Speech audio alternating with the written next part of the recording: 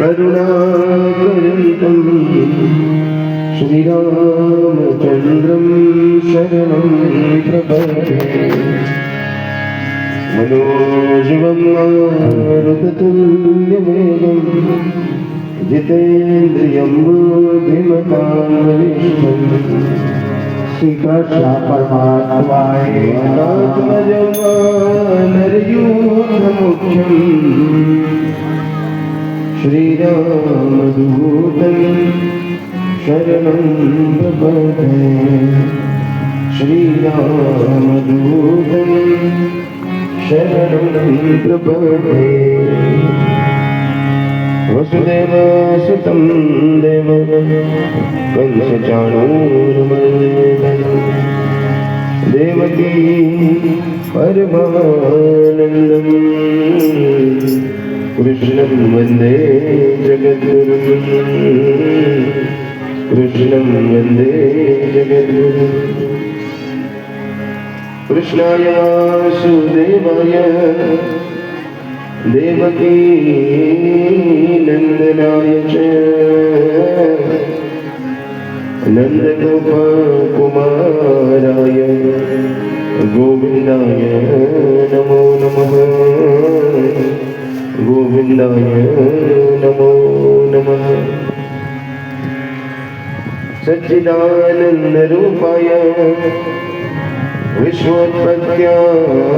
विश्वोत्पत्त्यादिहेतवे तापत्रया विनाशाय श्रीकृष्णाय नमो नमः श्रीकृष्णाय वयं नमः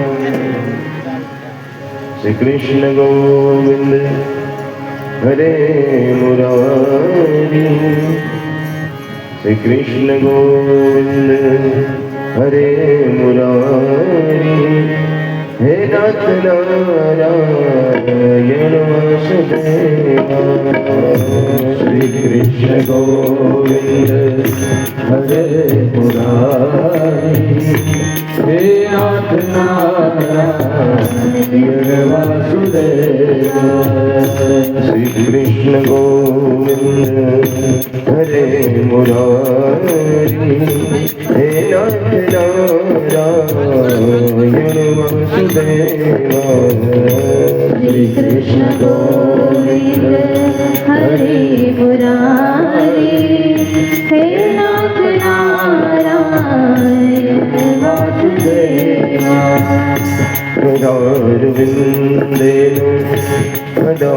हदारविन्दं मुखारविन्दे विनिवेशयन्तं वटशपत्रस्य कोटिशयानं बालं मुकुन्दं मनसा स्मरामि बालं मुकुन्दं मनसा स्मरामि श्रीकृष्ण गोविन्द हरे मुरारी हे नाथ नारायण वासुदेवा गोविन्द हरे मुरारी हे नाथ नारायण वासुदेवा जिह्वे पिबस्व अमृतमेत दैवं गोविन्द नामो धर्माधुमे गोविन्द नामो धर्माधुमे विघ्नेषु गोपगम्य मुरारिपादा चित्रमूर्ति मुरारिपादा चरित्रमूर्ति नद्यादिकं वसादवोच गोविन्द नामो धर्मदले गोविन्द नाम ધર્માત્રે શ્રી કૃષ્ણ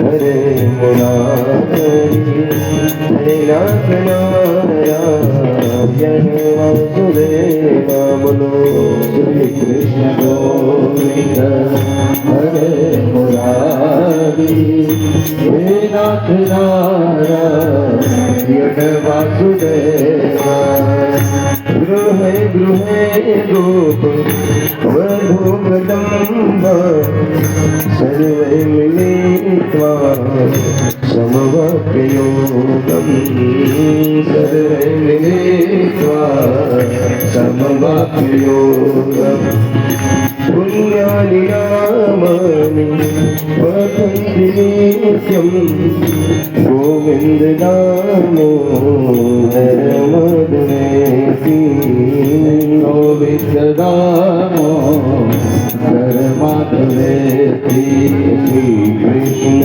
ગોવિંદ હરે મુરારી હરે નાથ નારાયણ વાસુદેવ શ્રી કૃષ્ણ ગોવિંદ હરે મુરારી હે નાથ નારાયણ વાસુદેવ હે નાથ નારાયણ વાસુદેવ હે નાથ નારાયણ વાસુદેવ હે નાથ નારાયણ વાસુદેવ હે નાથ નારાયણ વાસુદેવ બોલો ભગવત ભગવાન કી જય દ્વારિકાધીશ કી જય સિદ્ધેશ્વર મહાદેવ કી જય શ્રી અંબે માત કી જય રામચંદ્ર ભગવાન કી જય સદગુરુ દેવ કી જય નમઃ પાર્વતી પતય હર હર મહાદેવ બોલો રાધે રાધે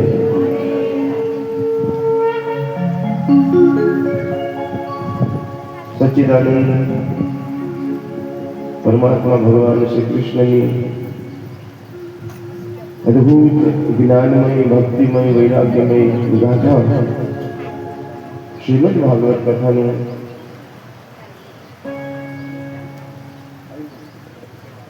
સુંદર મજાનું ગામ રસપાન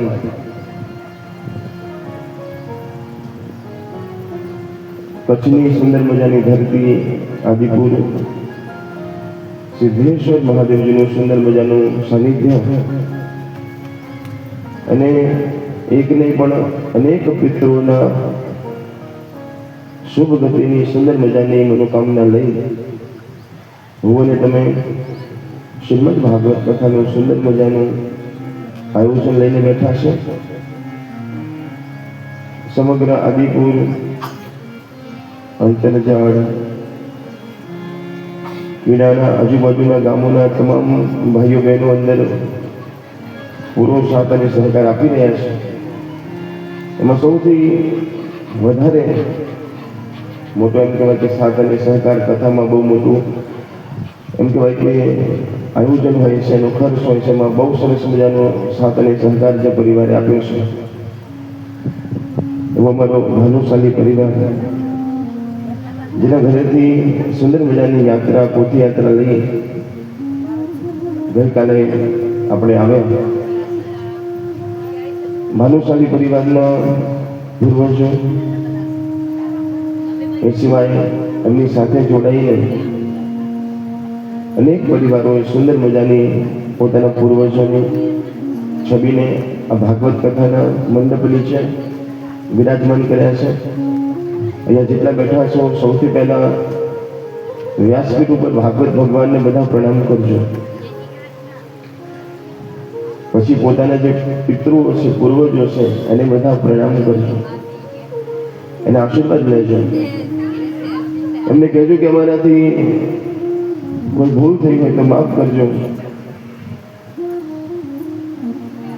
અમે તમને પ્રેમથી અને ભાવથી આ કથા મંડપની અંદર આમંત્રણ આપીએ છીએ. આવો બિરાજમાન થાઓ અને ભગવાનની કથા સાંભળો. આપની શુભ ગતિ થાય. આપના જીવને, આપના આત્માને ક્યાંય કોઈ કષ્ટ હોય તો એ દૂર થાય અને ભગવાન તરફ આપની ગતિ થાય એ માટે અમે પ્રાર્થના કરીએ છીએ. આપણે અહીંયા બેઠા છીએ આપણે બધાના કલ્યાણ માટે તો છે જ, પણ જે આપણા પિતૃઓ છે, જે આપણા પહેલા આપણા ઘરમાં હતા, આપણા પરિવારમાં હતા, એમાં ઘણા એવા પિતૃઓ હોય કે જેની ઉંમર થઈ હોય ને એનું મૃત્યુ થયું હોય. જેની ઉંમરથી જેનું મૃત્યુ થયું હોય એવા પિતૃઓની પછી આગળ ગતિ થાય છે, એનો બીજો જન્મ થાય છે કર્મ જેવા હોય એ પ્રમાણે, પણ જેનું અકાળે અવસાન થાય છે.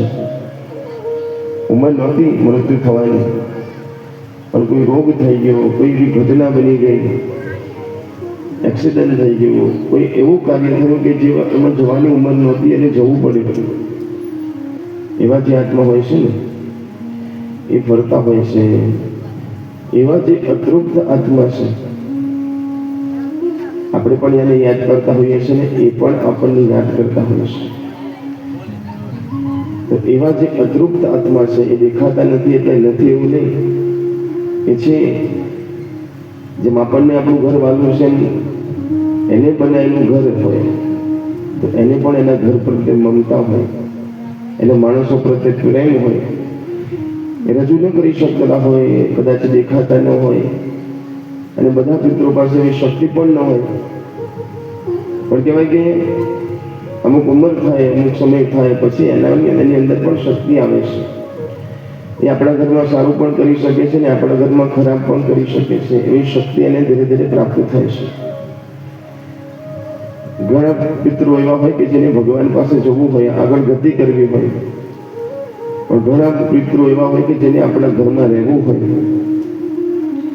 એવા જેટલા પિતૃઓ હોય આપણા ઘરના એ તમામ પિતૃઓને આપણે પ્રાર્થના કરીએ કે કથામાં બિરાજમાન થાઓ.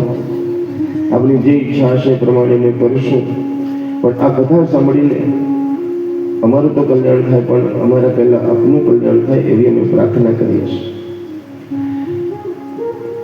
આવો કલ્યાણકારી ભગવાન શ્રી કૃષ્ણ, એનું નામ યાદ રાખજો કે જેને જીવતે જીવ ભગવાનની કથા સાંભળી હોય ને એની ગતિ, એને મૃત્યુ પછી એને બહુ ભટકવું નથી પડતું. પણ જેનું મન ભગવાન સાથે જોડાયું ન હોય એને બહુ તકલીફ પડે છે. આ કથા શેના માટે સાંભળવાની છે? કથા તમને જીવતા પણ શીખવાડે છે ને કથા તમને મરતા પણ શીખવાડે છે. કથા સાંભળીએ ને તો ખબર પડે કે એક એક મિનિટ, એક એક સેકન્ડ આપણી કેટલી બધી કિંમતી છે. ઊંઘમાં, આળસમાં દિવસ ઉપર દિવસો વીતી રહ્યા છે. આ એક એક દિવસ લાખ રૂપિયાનો છે. સાંભળજો, કોઈનું મૃત્યુ થતું હોય ને, કરોડોની મિલકત હોય, બધું જોતો હોય, આજુબાજુ બધાને જોતો હોય, પણ સમય આવી ગયો છે છેલ્લો. ડૉક્ટરને કે બધું લઈ લો પણ મને જીવવા દો. ડૉક્ટર કહે છે કે તારા શ્વાસ પૂરા થઈ ગયા છે. આપણી બધાની જિંદગી ઉંમરથી નહીં શ્વાસથી નક્કી થાય છે કે તમે કેટલા શ્વાસ લેશો. જે દિવસે મારો તમારો જન્મ થયો એ દિવસથી આપણા શ્વાસ ગણેલા છે કે કેટલા શ્વાસ લેવાના છે. જ્યારે સમય આવશે એનાથી એક વધારે પણ નહીં લઈ શકીએ, એનાથી પણ એક ઓછો પણ નહીં લઈ શકીએ. એ સમય જવું પડશે. માટે સાધના એટલા માટે કરવાની છે કે શ્વાસની ગતિને ધીરી કરવાની છે. આપણે સંતો કહે છે કે ક્રોધ ન કરો. શું કામ? આમ તમે ધીરે નોર્મલી બધા હોઈએ આપણે ત્યારે આપણો શ્વાસ એકદમ ધીરે ધીરે ચાલતો હોય, પણ જ્યારે તમે ક્રોધમાં, કામમાં એમાં આગળ વધો છો ને ત્યારે એની ગતિ એમ કહેવાય કે 10 ગણી, 20 ગણી, 30 ગણી વધી જાય છે. તો જે શ્વાસ એમ કહેવાય કે આખો દિવસમાં આપણે લેવાના હતા એ 1 કલાકમાં પૂરા થઈ જાય છે. માટે સંતો કહે છે કે જીવનમાં શાંતિ રાખો, મનમાં શાંતિ રાખો, યોગ કરો, સાધના કરો. અને સાધના મુખ્ય એ સાધના છે તમારા શ્વાસને જીતો. પણ શ્વાસને જીતવું હોય તો પહેલા આસનને જીતવું પડે. આસનને જીતવાનું એટલે એક આસન ઉપર 3 કલાક બેસતા મનને તમને આવડવું જોઈએ. આપણે આજે 5 મિનિટ નથી બેસી શકતા, કલાક નથી બેસી શકતા. કહેવાય કે ઉંમરવાળા હોય, પગમાં તકલીફ હોય એનો વાંધો નથી, પણ યુવાનો માટે ખાસ આસનની સિદ્ધિ કરવી જોઈએ. આસનમાં જ્યારે વધારે સમય સુધી હું અને તમે સ્થિર રહીએ છીએ તો પછી ધીરે ધીરે મન પણ સ્થિર થાય છે. શ્વાસની ગતિ પણ એમ કહેવાય કે ધીરે ધીરે એક થાય છે, નિયમિત થાય છે. હું અને તમે રોજ 21,600 શ્વાસ લઈએ છીએ. રોજ આટલા શ્વાસ મારા તમારા શરીરમાંથી નીકળે છે. આટલા શ્વાસ રોજ ઓછા થાય છે. આપણો જન્મ દિવસ આવે એટલે આપણે રાજી થઈએ કે હું 20 વર્ષનો થયો, હું 25 વર્ષનો થયો, પણ 20 વર્ષની જિંદગી પૂરી થઈ, 25 વર્ષની જિંદગી પૂરી થઈ, જેટલી આયુષ્ય મારી તમારી પાસે હતી એમાંથી 25 વર્ષ ગયું. ધીરે ધીરે હું ને તમે મૃત્યુના મુખમાં જઈ રહ્યા છે. બધાએ તો જવાનું તો બધાને નક્કી છે. જે દિવસે આપણો જન્મ થયો એ દિવસે આપણે કેટલું ભણશું કે નહીં ભણીએ એ નક્કી નહોતું, નક્કી નથી. કેવા ઘરમાં રહેવાનું મળશે એ નક્કી નથી. આગળ જઈને આ દીકરો આ દીકરી શું કરશે એ નક્કી નથી. પણ જે દિવસે મારો અને તમારો જન્મ થયો એ દિવસથી એ તો નક્કી છે કે આ જન્મ્યો છે તો એક દિવસ આનું મૃત્યુ તો થશે જ. તો છેલ્લી આપણે બધાની યાત્રા મૃત્યુ સુધીની યાત્રા છે. પણ એ મૃત્યુને મંગળ કેવી રીતે બનાવવું